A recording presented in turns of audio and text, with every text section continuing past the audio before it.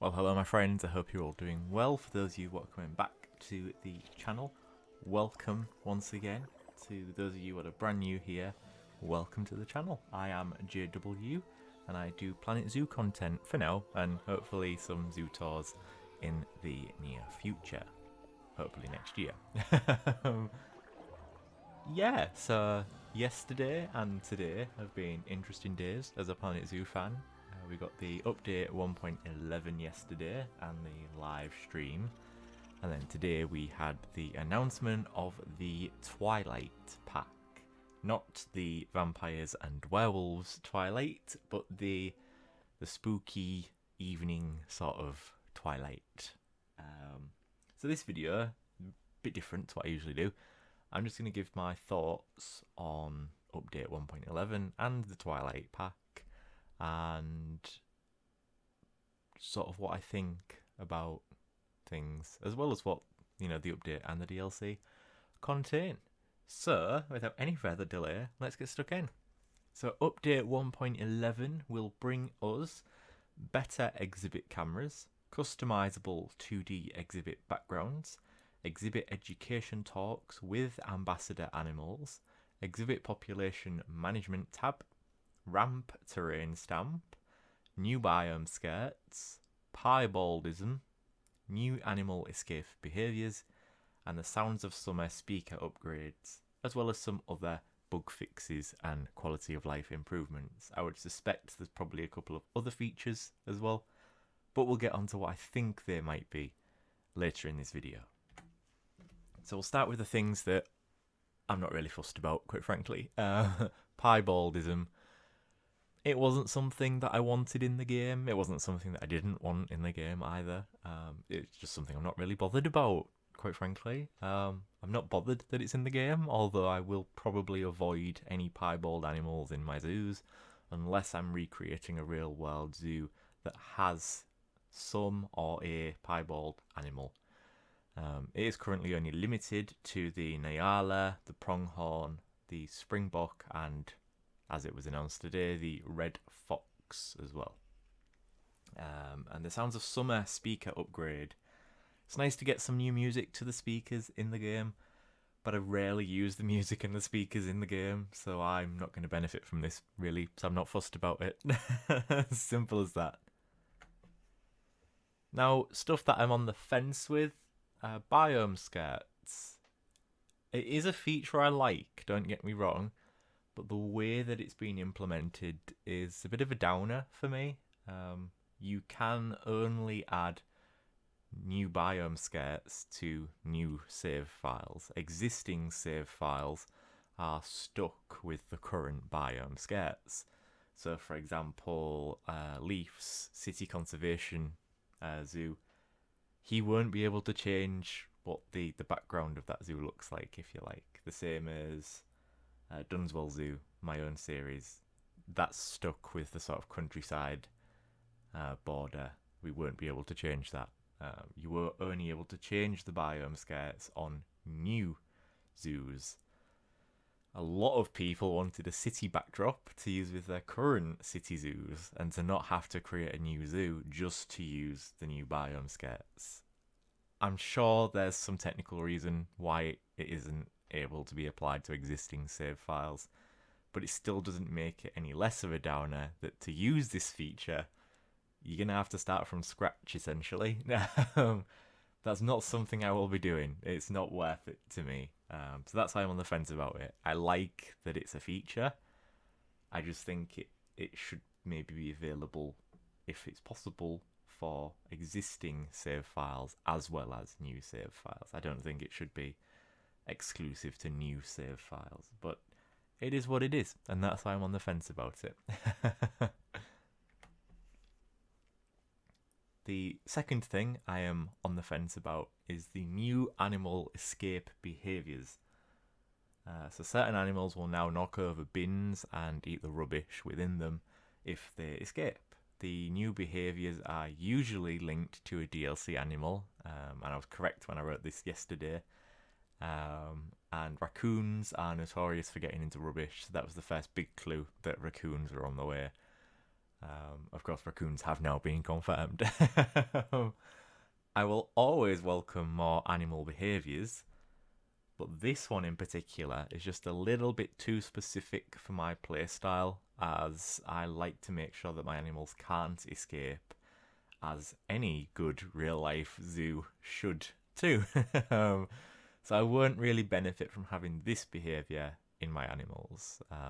In Sandbox, I enable no escapes, and when I'm doing the campaign or the time scenarios, I always build the habitats in a way that it is impossible for the animals to escape. However, there's a slight silver lining. The post is worded as follows. Escaped animals will now get up to even more mischief with a range of new behaviours that will diversify the way that escaped animals act. For example, escaped animals will now have the ability to attack bins. So attacking bins won't be the only new behaviour added, so we'll have to see what else awaits us on October 18th, but that is the way that it's worded in the post. Escaped animals will now get up to even more mischief with a range of new behaviours that will diversify the way that escaped animals act. So attacking bins isn't the only thing they're going to be doing, it's just the one they've decided to show off. And that's why I'm on the fence about it. But again, it's all linked to an animal escaping, and I don't have escapes in my zoos, so... Third thing I'm on the fence about, customizable 2D exhibit backgrounds. I'm quite happy with the ones we have in the game already. Some additional variety is always nice, of course, and allowing players to put their own images as background will allow players to create some really interesting exhibits for their creepy crawlies and their little critters. And it may also, in certain instances, allow people to recreate zoos and wildlife parks and aquariums more accurately. But much like the other two things that I'm on the fence about, it's simply not something that I would use, really, as I'm quite happy with what's already in the game, and in most instances, I prefer using the 3D backgrounds to the 2D backgrounds. So it's something I'm on the fence about. It could have a lot of potential, but it's not really for me, I don't think. Now moving on to the hyped stuff, which, yes! First thing I'm hyped about, the ramp terrain stamp, or the ramp stamp, as I'm going to call it from now on. I absolutely suck ass at creating inclined paths and ramps, so this is a literal godsend for me. It will enable me to create better and more realistic habitats and zoos, and as far as what's been announced so far, this is actually the feature I'm most looking forward to. It is genuinely going to make my life so much easier. You have no idea how much I struggle with ramps and inclined paths and sloped curbing and all that. This is going to make my life easier. Thank you, Frontier. The second thing I am hyped about is the Exhibit Population Management tab. We all know, if we've been playing Planet Zoo long enough, that the exhibits are like cash cows. You just allow them to breed, and you trade, and you release to the wild, and that's where most of your income comes from at the start of the game. But this feature, the Exhibit Population Management tab, will make managing a zoo so much easier, and will also make exhibits more attractive for people to have in their zoos. Because you can set a max population, a sex split, so you can decide how many males and how many females to have, whether to sell or release the animals, whether to get rid of the oldest or the youngest first. You can do all of these things in the Exhibit Population Management tab in Update 1.11. It essentially almost autonomizes exhibits so that they'll only ever need feeding and cleaning by the keepers, and then of course researching, the enrichment, and doing climate control by the player. Really looking forward to this one. Amazing stuff. The third thing I am hyped about, the better exhibit camera. We have needed this feature since the game launched. I remember watching Best in Slot when he was playing the Planet Zoo beta. Around the same time I was playing the Planet Zoo beta as well.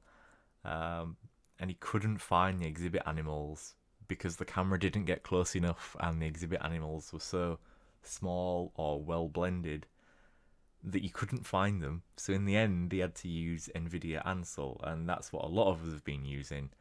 Now we're going to finally be able to find our tiny residents easily and quickly with this new camera for exhibits. It's going to work in a very similar way to the habitat cameras and the burrow cameras as well. It's going to be a bit like that. So praise the Frontier Lords for that.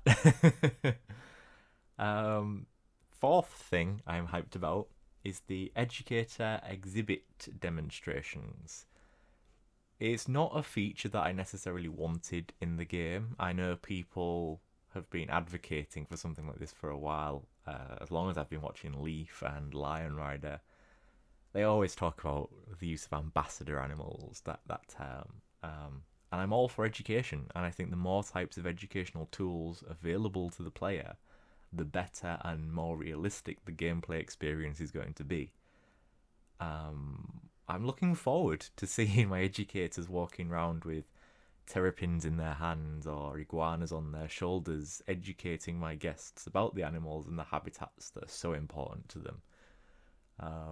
But yeah, it's not a feature that I had high on my list of wanting to see it in the game, but I'm glad it's there, and actually I think it could turn out to be pretty cool, so that's why I'm optimistic about it. I'll put it in the hyped list.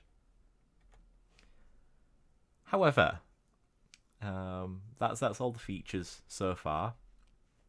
From what we've been able to tell, there is something missing, and that something missing is a new path.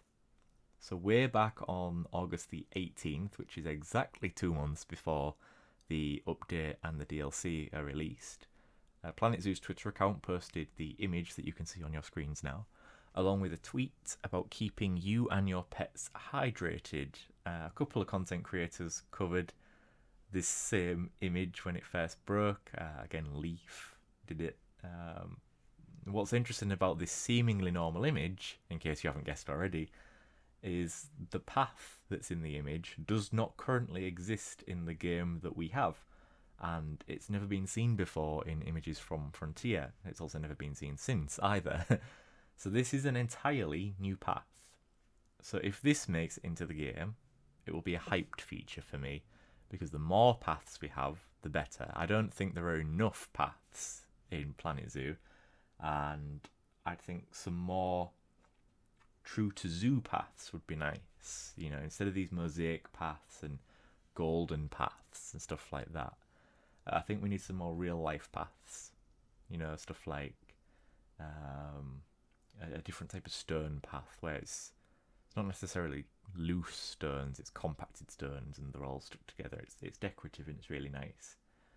Another example would be like a textured concrete path. What comes to mind is like islands and Madagascar at Chester Zoo. The paths they have there, that kind of path would be great to have in Planet Zoo as well. So the path that's in the image looks fairly realistic. It looks like something you would see in a zoo. So I am looking forward to that if it actually does make it into the game. Of course, the more paths the better. But at the current time of recording this, there's been no announcement about a new path, unfortunately, which is a shame. So my overall thoughts on Update 11 then. Despite having a lot of hyped features, I think it's just an okay update. It isn't a fantastic update like the last two have been, but it isn't a terrible update by any stretch of the imagination.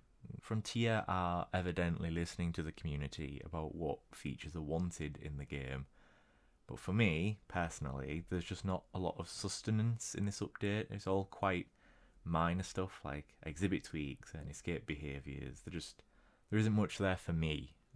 It's free, so I'm not going to complain too much.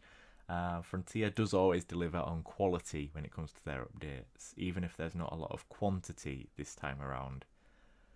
My final line on this then, out of 10, I would give this update a 6.5. I think there's features that have been requested by the many, but in this instance, I am one of the few. Moving on to the Twilight Pack then. I had my money on an animal pack. Frontier are breaking their pattern here, and instead of an animal pack, we're getting another scenery pack, which on the surface isn't bad. More things to build with is just as welcome as more animals. But unfortunately, I have a problem with the building and the animals in this pack. Everything is spooky or Halloween themed, and it's just not something that interests me in a zoo sense. It will also release on October the 18th. Same as the update. I'm not going to make you stick around for my opinion because I'm going to give you it right out of the gate. This is, without a shadow of a doubt, my least favourite DLC to date, and I'm going to go into the specifics now. Quite frankly, I couldn't care less about novelty, light-up fungi, carved pumpkins, and bubbling cauldrons. Some of the new wall and metal pieces will probably come in quite useful, in all honesty, but the scenery, so this light-up fungi, the pumpkins, the cauldrons, the spiderweb, stuff like that, it's going to be a hard pass for me in this pack. It's too stylized and too themed for me. The new plants sound interesting, but we don't have much information to go on other than naturally twisted bristlecone pines, shade-loving ivy, ghost fungus, and foxglove.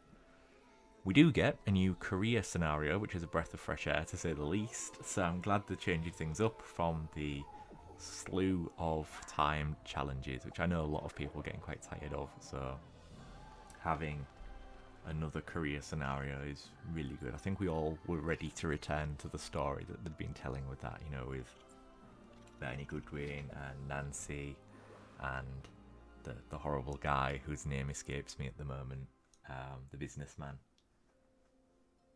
His name will come to me at some point, but probably not in this video.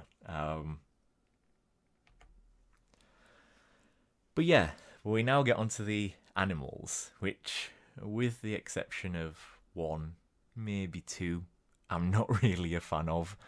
So for the Twilight Pack, we have 5 new animals, 4 of which are habitat animals, and 1 is an exhibit animal. The animals that are gracing our zoos this time are the common raccoon, red fox, striped skunk, the common wombat, and the exhibit animal is the Egyptian fruit bat. So, I was really dreading these animals getting included in the game, and it's now happened. Red foxes, striped skunks, and raccoons, where Planet Zoo is concerned, I could not care less about.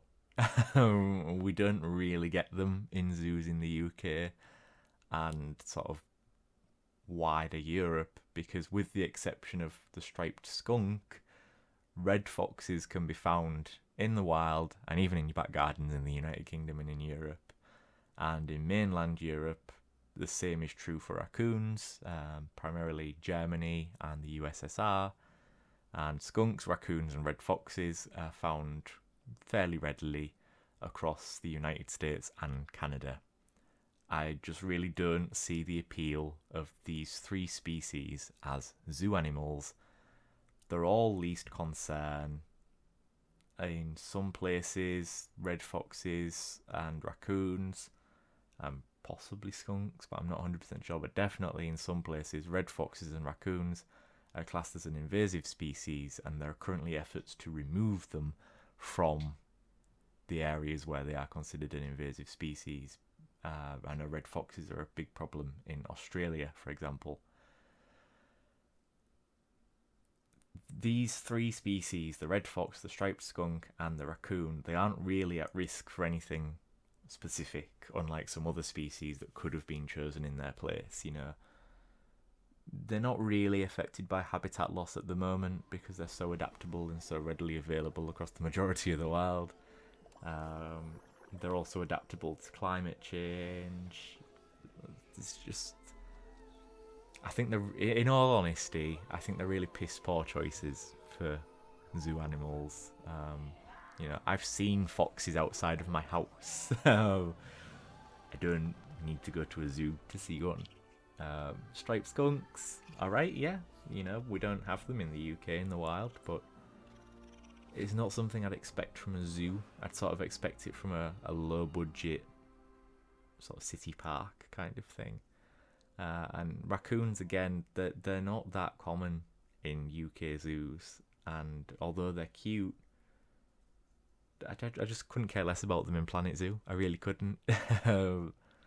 And that's where I'm at with them. I really don't like the animal choices there with the fox, the skunk, and the raccoon. I think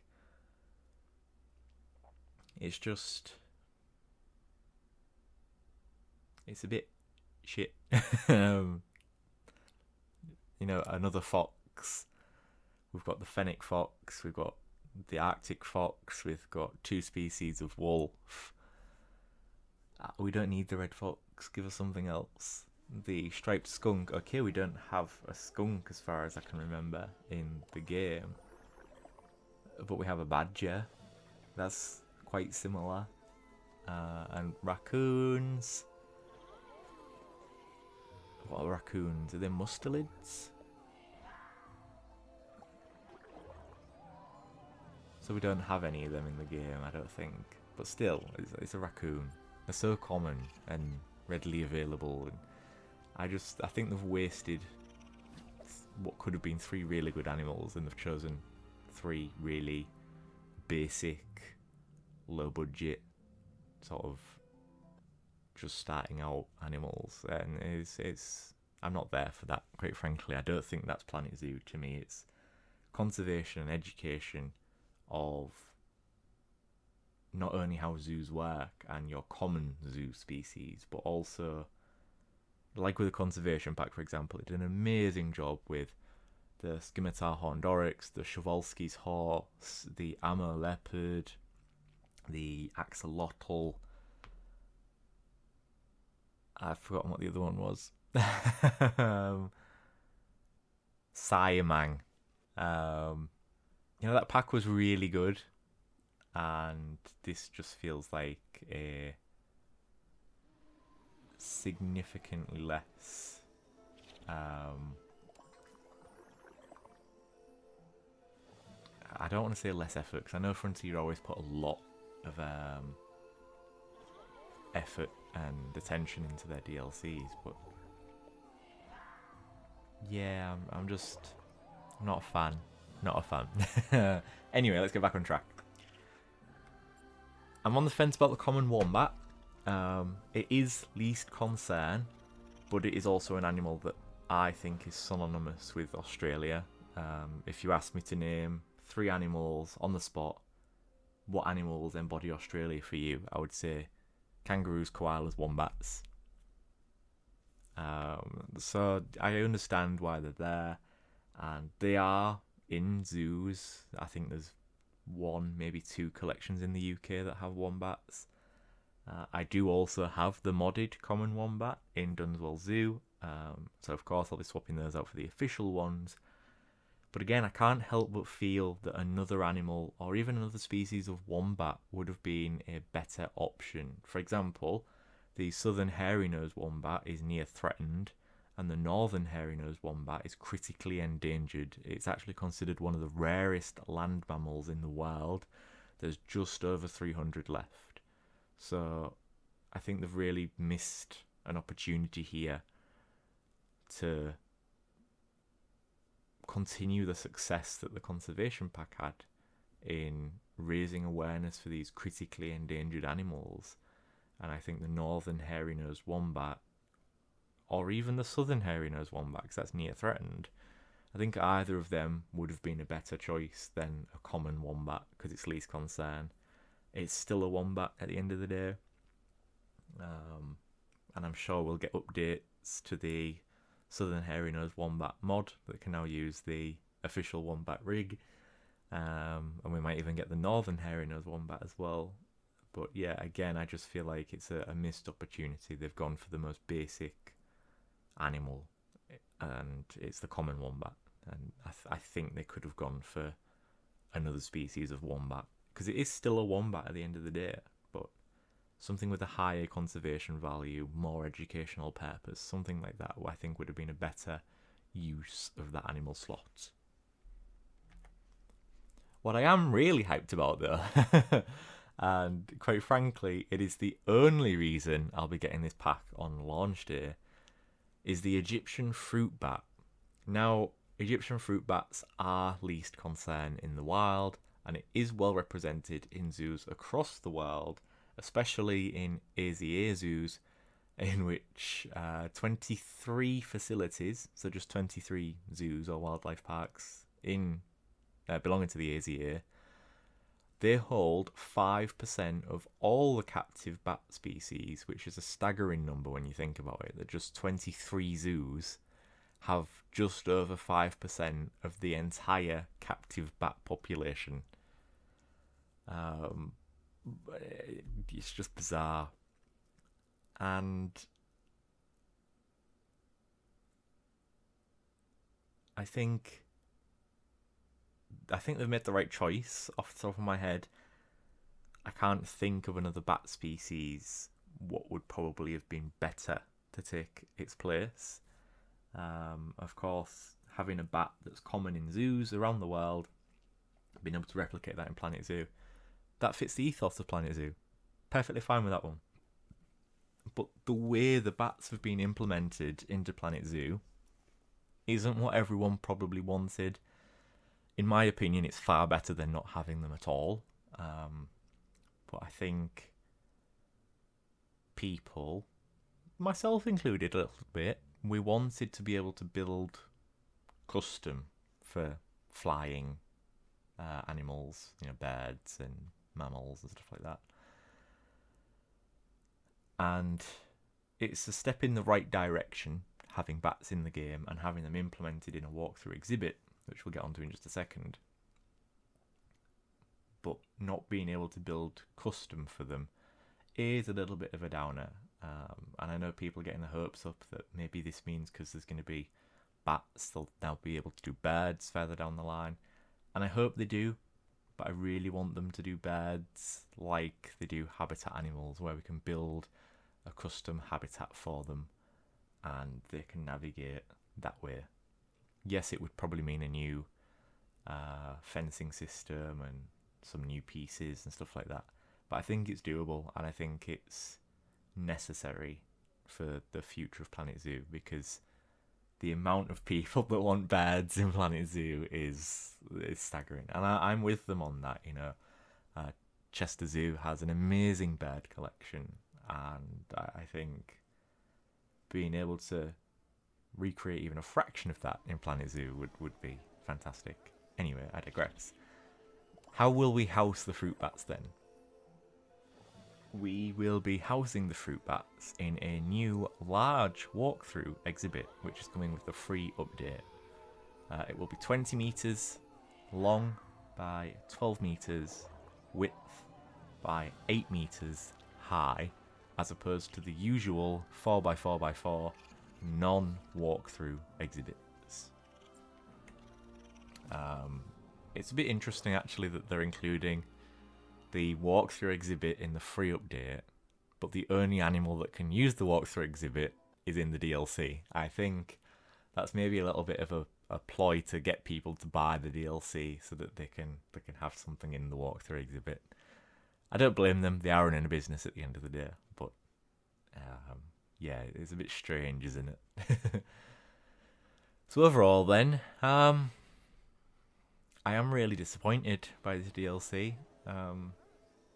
It's too stylized for my liking, and the animal choice is very poor in my opinion. The only saving grace for this pack is the bats and the walkthrough exhibit, but again the walkthrough exhibit is actually part of update 1.11, sorry. Hopefully the bats and the walkthrough exhibits will be expanded tenfold down the line with more species, and not just bats, hopefully insects and reptiles, and dare I say birds. Although again, I would prefer to be able to build custom aviaries for birds as opposed to having them be on a looped animation, like the bats appear to be. Before I give my score for the DLC though, I must say that as always, the animals do look amazing, and Frontier are really keeping that quality bar held high. that much I can say about this pack. So my score then, given at this moment in time I haven't played with the DLC because it's not released yet, so this is based off the trailer, the screenshots and the information. With that in mind, I feasibly cannot give this pack anything more than a 2.5 out of 10. The bats give it 1 point, even though the walkthrough exhibits are actually part of the free update. The new foliage gets 1 point because more plants is always a good thing, and we know we're getting at least one new tree, a new ivy set, at least one new flowering plant, and at least one new type of fungi. So that's always a good thing. And the common wombat gets it 0.5, simply because it's nice to have an official version, and it does have some relevance to conservation, raising awareness for the plight of animals in Australia. But I feel they could have chosen one of the 2 other wombat species to give it even more conservation value, or perhaps they could have chosen another animal altogether. Yeah, I don't really have anything else to say on the DLC beyond that. So 6.5 for the update, 2.5 for the DLC, which brings the grand total to 9 out of 20 for this latest bout of content. It's not that good of a score really, is it? It's just less than half. It is of course my personal opinion, and it's an opinion that may change the more we learn about the DLC and the update, especially if that new path gets added. That will add a bit more to the free update. Feel free to agree or disagree. I don't really care. I just thought I'd share my thoughts with you.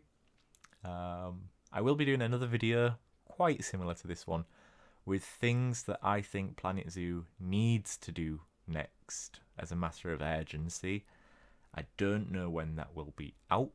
I'm currently in the process of script writing, so we will see. Until then, my friends, you can find me on Instagram at jw_yt. Please like the video if you have indeed liked it, and subscribe to the channel if Planet Zoo is your thing. Until then, my friends, thank you for watching. Stay safe, stay kind, and I shall see you all in that next video, whenever that may be. Ciao, ciao! Hi folks, just a quick little update. Whilst I was editing, I noticed that you can actually see the path in the sort of like villagey, townscapey screenshot. So it looks like the path is actually part of the DLC, so that will add another point to the score for the DLC. So it's now 3.5 instead of 2.5. So yeah, just thought I'd point that out. Again, thank you for watching, and if you've made it to the end of the video, give yourself a cookie. You've earned it, you sexy beast. Bye-bye for now.